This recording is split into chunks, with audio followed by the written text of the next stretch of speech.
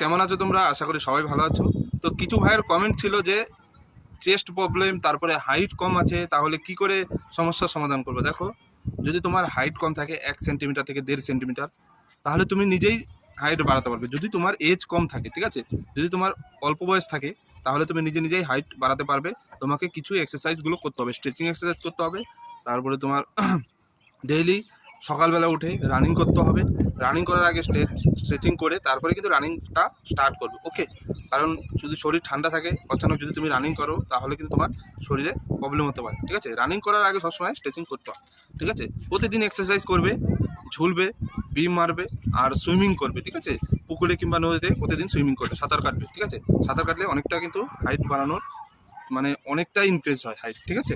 আর যাদের চেস্টের প্রবলেম, তাদেরও বিম মারতে হবে, ডন মারতে হবে, মানে সোজা কথা তোমাকে এক্সারসাইজ কন্টিনিউ চালিয়ে যেতে হবে, তারপরে তোমার ফিজিক্যাল ফিট ঠিক হবে, ওকে।